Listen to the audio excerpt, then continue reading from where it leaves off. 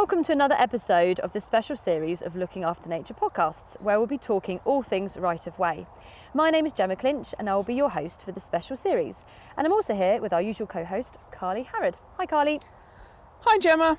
So we are here today at Basingstoke Common up in the north again. And we are here today to meet with Petronella, who works for the British Horse Society, to discuss all things horsey. Yeah, so Hampshire has over 2,000 miles of rights of way, but not all of them are open to horses. No, that's right. Our rights of way have certain designations for who can use them. So footpaths can only be used by walkers. Bridleways can be used by walkers, horse riders and cyclists. Then we have restricted byways, which are open to all non-mechanically propelled traffic. And byways, which are open to all traffic. So, let's get talking to Petronella to find out more about hacking in the countryside and what you as a horse rider or a walker need to be aware of.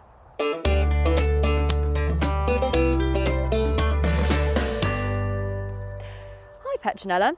Now I would normally say nice to meet you, but I've known you for quite a while because you used to work in the rights of way department, didn't you? I did indeed, yes. I was an access development officer with Hampshire County Council for over 14 years, Wow. Amazingly.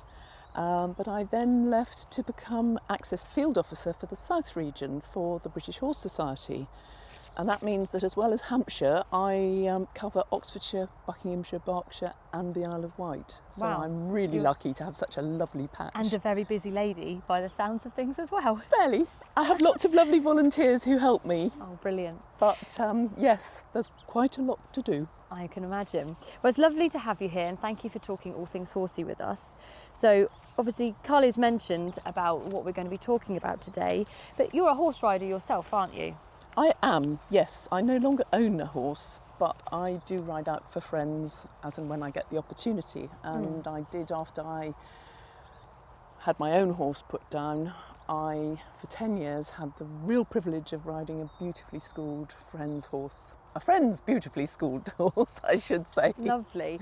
So as a horse rider, I'm really interested to know, when we talk about etiquette, so when you come across a footpath user with a dog or a cyclist, etc., what do we need to be thinking as people on the ground when we're coming up against horses? If you could just give us a little rundown on etiquette that we should be considering, please. Well, I would say whoever you are, and it doesn't matter whether you're a walker or a horse rider, a cyclist or a carriage driver, the real thing that matters is to look out for who else is on the route and make eye contact, say hello. You're both out on the same path, enjoying the same bit of countryside for very much the same reasons. And so it's really nice to be able to share it in a sociable way. Mm-hmm. And it can often add to the pleasures of the day because you never know who you meet. Absolutely. And I find, yes, sometimes one's on a limited time scale, but even just a smile and a thank you if someone pulls in their dog or pulls up on their bicycle and lets you pass, it makes a difference. Always acknowledge other people and say thank you if someone shows you a courtesy. Absolutely. We're fellow dog owners. You've got your lovely dog here with us while we're speaking. I have. She's on her lead. She's actually really settled on the floor, actually, just chilling. My dog's quite good with horses now, thankfully. I have made sure we've passed many horses to get her used to it. But it is just really important, isn't it, to be mindful. If your dog is really well behaved, but still be mindful that horse might not like dogs. So you need to think about it that way as well. So it's just trying to be a bit more open-minded, isn't it, sometimes when you are passing horses, what you need to be thinking. I would always advise anyone, particularly if you're passing either a ridden horse or a carriage horse particularly, because they have a very limited range of vision. Generally they're taken out in blinkers, so they can only see what's ahead of them. And anything that appears within a horse's field of vision suddenly is likely to spook them. Yeah. And they're unpredictable.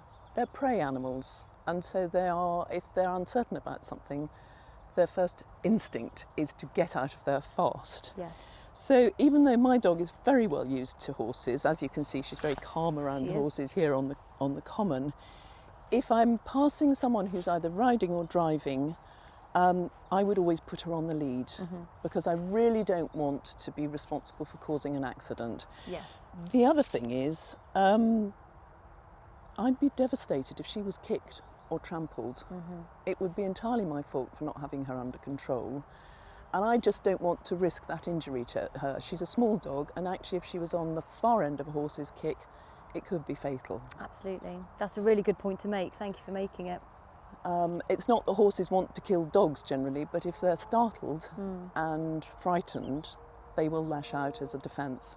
Yes. So it's well worth bearing in mind for your dog's interest as much as, and indeed any other pedestrian standing nearby. Absolutely, especially if you're on a bit of a congested right of way and there seems to be lots of people coming all of a sudden. You've got a group of people to be mindful about. Exactly. Now, it kind of does bring me on to the subject of horse riders. I mean, the dark nights are coming in and the mornings are still quite dark.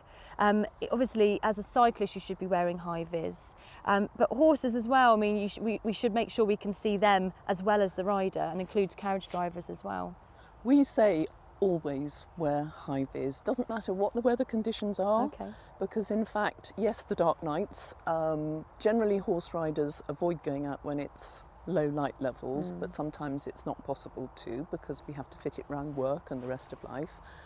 But always wear high vis, because even on the brightest sunny day, if the sun is in a driver's eyes, Yes.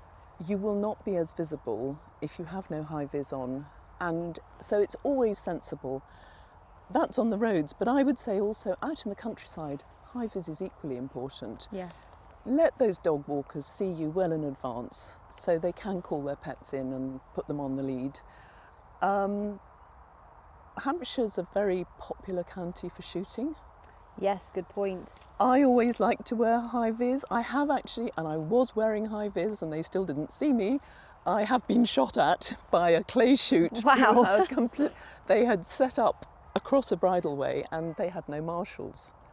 Oh, goodness me. So I always say to myself when I go out, high vis, and I say to anybody, don't, always be visible, be responsible, and make sure you can be seen. Absolutely. I've seen some great things on horses before. The ear high vis, I've seen bits going through the tail. I mean, there is so much out there, isn't there? There's really Yes. high vis tack. As you say, you've got high vis hats, you've got the lovely high vis sheets. Yeah. And the other reason for being out, and particularly, I mean, we have got Air Force Base here at Odium, just across the way. And for the helicopters, if you've got high vis on, they can see you and they can make sure they don't pass too low. That's a really good point. I wouldn't have even thought about that. Yes. That's a campaign that the BHS has run with the Royal Air Force. Oh, how interesting. And in fact, I have a wonderful bright pink exercise sheet which has the Royal Air Force roundel on it, which they were giving out at events to encourage people to make sure they're visible. Really interesting. So you think about the things on the ground, you don't think about the things in the sky when it comes to high vis and being seen, do you? You don't. No. So it's well worth thinking in 3 dimensions. Absolutely. Definitely. So before we go on, let's clarify some really important points we've just made in that chat. So cyclists, walkers, fellow horse riders, if it's a nervous horse coming your way, pull aside is the best idea, isn't it? It's just move to one side. If you can see horses coming towards you, let them pass, then you move on. That's the key thing there, I think, isn't it, to point out? It really is. Cyclists in particular often feel that the best thing they can do is to pass as quietly and as quickly as possible to get out of the way. And unfortunately, that's probably the worst thing to do because horses have very acute sense of hearing and they will probably hear you and see you before the rider is aware. Right. And that means the rider may be relaxed when the horse suddenly goes, oh my God, that's a cyclist, Yeah. and takes off or shies. And that can result in the rider being unseated or having a moment of loss of controls. Our advice to cyclists is the moment you get within earshot, make sure that the rider is aware Yes. as soon as at the same time as the horse, because that will then ensure that the rider has full, they can shorten their reins. Generally, just get the horse up together and then pass them slowly and stay within view.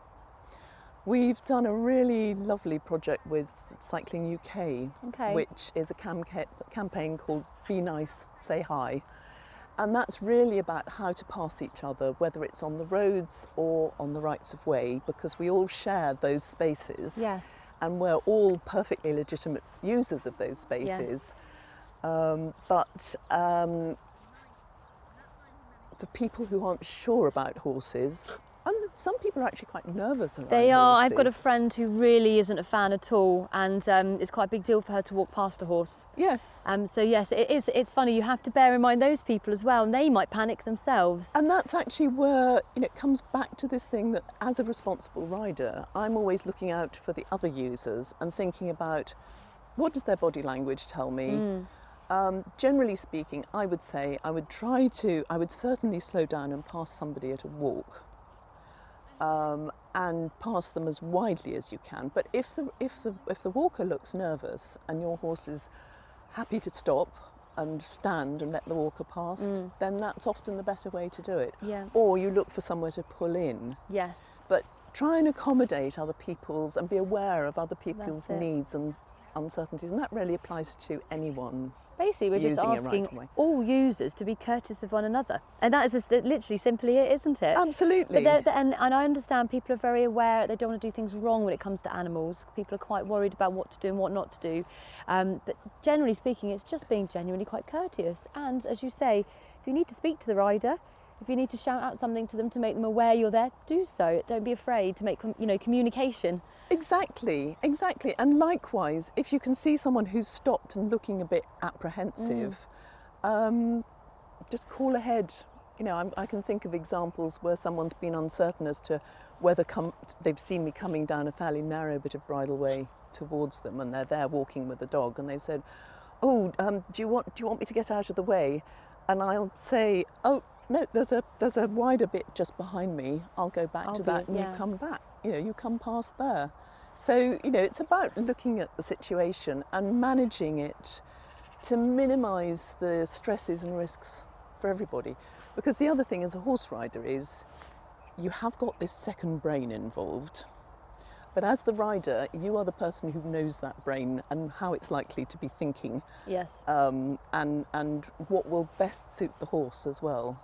So you've got to think about, if my horse is steady and I know it'll stand to let somebody come past, then I will pull over and let them past. But I might be on a young horse or one that's really freshly out of its stable, it hasn't been exercised for the last couple of days, and it really wants to go. And so it's actually potentially quite difficult to stop, not to stop, but to keep that horse standing still for the duration of someone passing at a walk. So in that instance, I might say, "I'm really sorry, do you mind if I come on and get out of your way?" And just put it in that way. Yeah, absolutely. So that you're not saying, "You must stand still because I'm on a fresh horse." Not good. There are ways of saying things. There are ways of saying this. So just say, "Really sorry, he's full of himself today. Do you mind if I just come past and get out of your way?" Great, thank you for that. Now, we should really mention about bridleways and restricted byways and boats. So that's byways open to all traffic. We've touched on it already, but those three that I've specifically mentioned, horses and horse carriages are allowed to go on there, aren't they? Horse-drawn carriages are only allowed on restricted byways Yes. and byways open to all traffic, whereas bridleways and ridden horses allowed on bridleways and restricted byways and byways open to all traffic, or boats as we refer to them. Boats, yeah, absolutely. And obviously with boats you need to be more aware because you've got motorised vehicles possibly using that as well. Absolutely. So that then is a whole different ball game, isn't it? Because instead of just walkers and cyclists, dog walkers, you've possibly got motorbikes and 4x4s using as well. Yes, and that's another good reason to have high vis on, because obviously those vehicles, if they're likely to be going faster than your walker or even your average cyclist. They might be, though I know a lot of mountain bikers do get up quite a good bit of speed when they've got a suitable Yes, they track do. ahead of them, or the gradient is good for it, and lots of fun. So high vis, but also I would say most of the motorised vehicles that we meet in this part of the country are very courteous and civil. That's really good. It's tricky. It can be tricky when you meet a 4x4 on a boat because actually an awful lot of them are just wide enough to accommodate that Yeah, boat. so the issue is the space. That yeah. vehicle. So passing space is an issue. And I would ask, it's difficult because of course we've got so many sunken lanes in Hampshire. Sometimes it can be really difficult to pass. And it may be easier for the horse to go back and find a suitable passing space. Yeah. Or the vehicle driver may have seen something that they've just passed and say, no, don't worry, I'll back down to that. It comes back to this thing of common courtesy on the shared route. Absolutely, it's just something different that they need to consider rather than, you know, the other people on foot.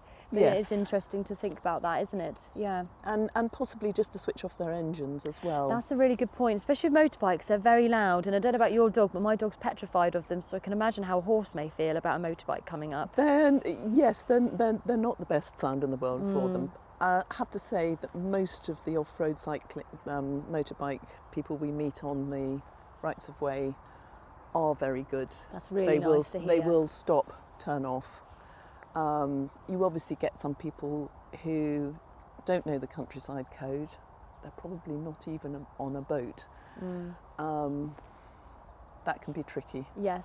And yeah. that's actually really hazardous to horses because you'll get one of these unsuppressed motors coming up very fast behind you on a bridleway, and you've nowhere to go. I mean, it's all about education. This is partly why we're doing the podcast too, you know, because this is Absolutely why we've got you right. here, educating people about horse riders, carriage drivers, the general courtesy shown, and things that could go wrong if we don't show that courtesy. This is all about education, isn't it? And it's always down to education. It's just trying to get the word out there, isn't it? It is, and you know, in recent times we've seen many more people out in the countryside, and it's been brilliant to see how many more people are enjoying the countryside. But it's also clear that they're newcomers to the countryside, and they need to learn. No, Yes. they need to learn the rules, and that sounds very a little preachy, but the rules are there for a reason. reasons. Absolutely. Yes. And the other thing is that it's people's safety that's directly involved with this. This is all about making sure that everybody can enjoy the countryside safely and serenely. Because it Yes. is a great place to go. It's a beautiful place, and I personally don't think there's anything more quaint than going through the countryside and seeing horse riders or a carriage. Oh, It's quite that's a nice. quintessential English image. Do you know what I mean? And it is lovely to see it. We don't see many carriage riders much anymore. I personally haven't seen any for a while.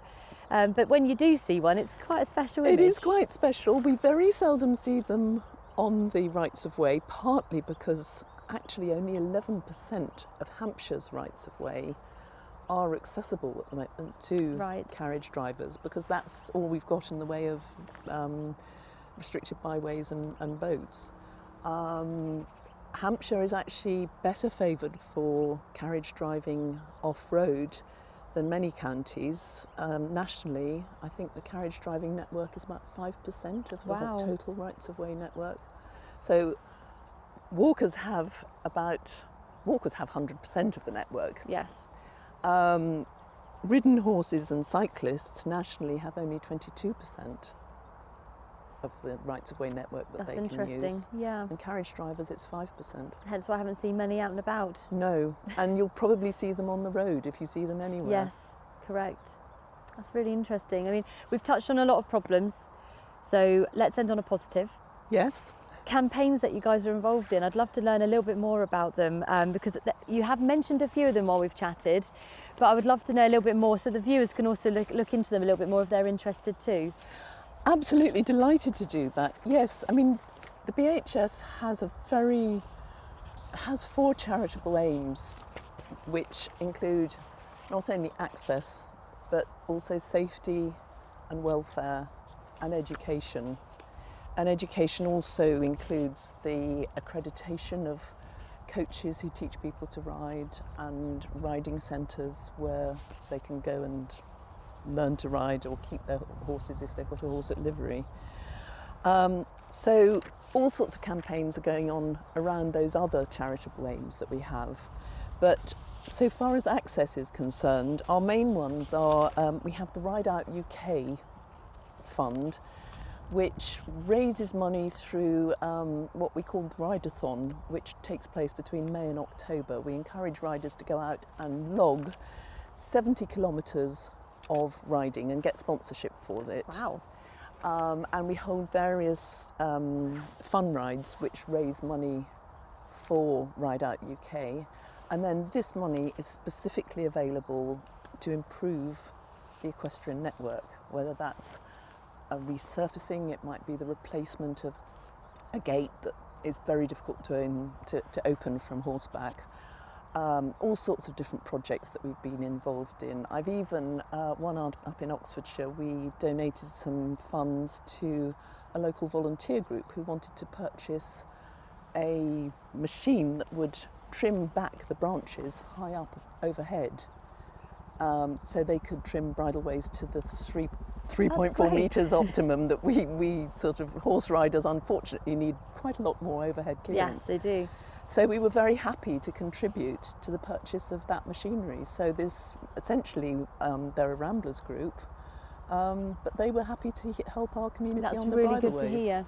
So that was a very positive one. Other recent ones in Hampshire, we've had 2 bridleway resurfacing projects, which have been transformative. So, and local riders have been so grateful. The BHS has put forward a certain amount of money on a match-funded basis, and then other funds have come in from national park authorities, Hampshire County Council, local parish councils, the Ramblers, all sorts of different people, to get this path improved for all users. What's nice about that is there were so many people involved, which was lovely to have so many different people from different walks of life get involved for that project. Absolutely. I mean, that was the one with the National Park Authority involved was out of this area. It was down in Binstead, but that one that you were involved with at Borghurst, I can't tell you how many local riders have said to me, thank you so much for getting that sorted out. That's so good to hear. And I think also raising the awareness through the work you did by getting volunteers on board, people within the local community who all thought, oh, we can do this. Yes, absolutely. It's, And it's a sense of pride, and as you said, you work with volunteers too, or the BHS do. Any volunteer just wants to make a difference. absolutely. You know, the task is sometimes irrelevant. They just want to put themselves to good work, and I think that's the lovely and thing make about a it. tangible difference. Absolutely. And something that they can enjoy the benefits of. Yes, and at the end go, I helped do this. Exactly. Great feeling. Yes. I've mentioned our Be Nice, Say Hi campaign, which was joint with Cycling UK. That's current. We've got a lovely couple of videos about how to pass each other on bridleways, how to pass super. each other on the roads. So I always recommend people take a bit of time to watch that. We've got another campaign running with our safety department called Dead Slow.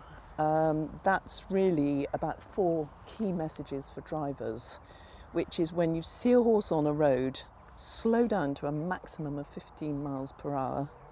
Be patient and say to yourself, I won't sound my horn, I won't rev my engine.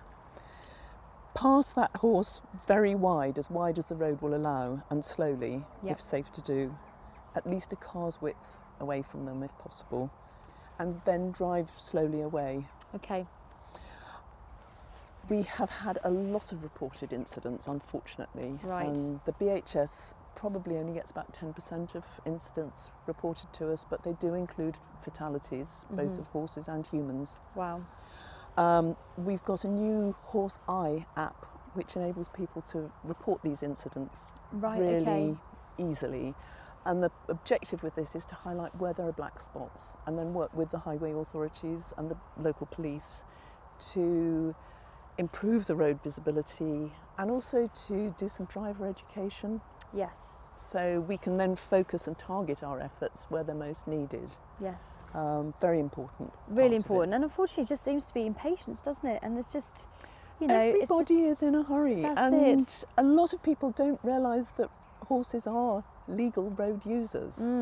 A lot of people think they shouldn't be, and to be frank, most horse riders would not have to use the roads, but they do have to because the rights of way network is so fragmented in yes, places. and for accessing the right of way, sometimes you will need to go on a country road at some point. And in the past, rural lanes were absolutely fine. Yes. But now we have rural lanes that are busy rat runs, Yes. or tractors are getting much, much bigger and busier. Contractors are under pressure when they're at harvest time or doing the Yes. silage. There's a lot more at play now, isn't there? There is, and the traffic on the rural roads is bigger, Right. and the roads are not really wide enough. Mm. So if we can get more off-road access, we would be much, much happier.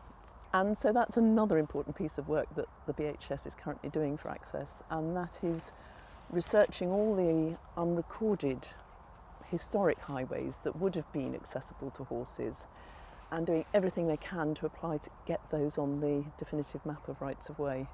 Because there's a cut-off date, the 1st of January 2026. Any applications for paths to be recorded on the definitive map based only on historic evidence the door will be closed on those applications on the 1st of January 2026.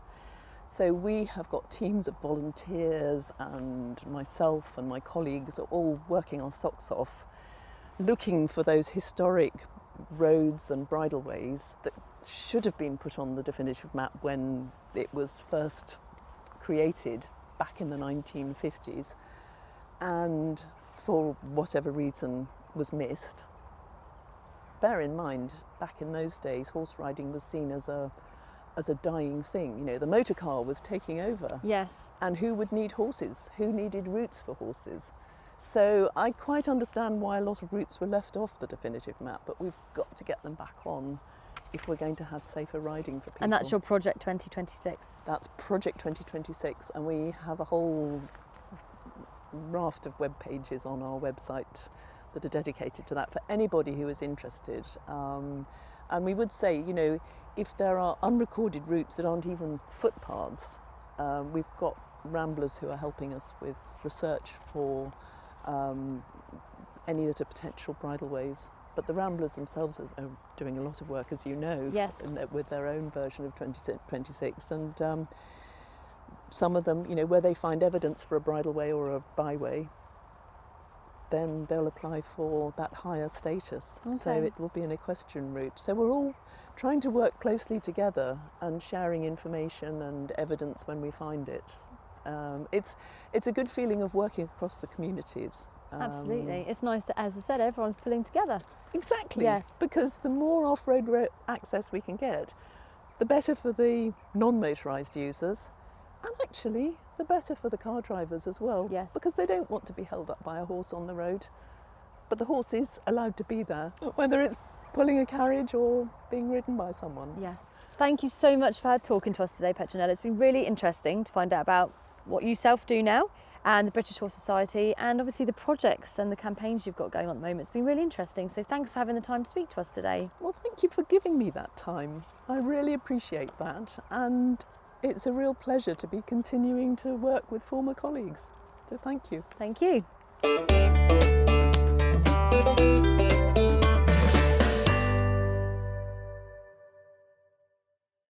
That was really nice to speak to Petronella, wasn't it, Carly? It was, and not being a horse owner myself, I've learnt a lot today, and hopefully the information will help other people avoid conflict with horses on our rights of way. We are pleased to update listeners that since the recording of this podcast, the British Horse Society are delighted with the announcement of the update of the Highway Code. One of the main changes is a new hierarchy of road users, where horses are now alongside pedestrians and cyclists as vulnerable road users. This new rule highlights that irrespective of method of transport, those who can do the greatest harm have the greatest responsibility to reduce the danger or threat they may pose to others. Significantly, the advisory speed at which to pass people riding horses or driving horse-drawn vehicles has been reduced from 15 miles per hour to 10 miles per hour, and drivers must allow at least 2 metres of space. For further information on this, please visit the British Horse Society website or follow them on their social media. Do you like horses, Gemma? Well, you know what, I really do like horses. I used to ride when I was younger, not so much anymore, but I feel quite confident around them. What about yourself? So I am not confident around horses. I'm one of those people that is a little bit nervous because that is half a ton of big animal that you don't know what's going to do. So this has really helped me know the best way to interact if I come across a horse on a right of way. Yeah, I think that was the key message, wasn't it, really? Mm-hmm. That's good. Now, fun facts, Carly. Yeah, so did you know that horses have 10 different muscles in their ears? And we as humans only have 3. So that allows horses to rotate their ears nearly 180 degrees, and why they can move them independently of each other. Can you wiggle your ears? No, but I want to see you do it. No, I can't wiggle my ears. And certainly not 180 degrees round. It's a pretty useful thing though, isn't it, for a prey animal to be able to do that. So they can swivel their ears, point towards the source of the sound and better determine if it's a threat or not. It's quite clever. Yeah, and in us humans it's now a vestigial feature, which means it's a trait that was useful in our ancestral creatures, but it eventually became functionless for us. So I hope you've all enjoyed this episode of Looking After Nature. We'd love to hear from you with any comments or thoughts, or if there's anything you'd like us to discuss in a future episode, you can let us know by checking out our social media pages. And we'd really appreciate it if you'd rate and review our podcast on iTunes, as this helps other people to find us. But for now, thanks for listening. I'm Gemma Clinch. And I'm Carly Howard. See you next time.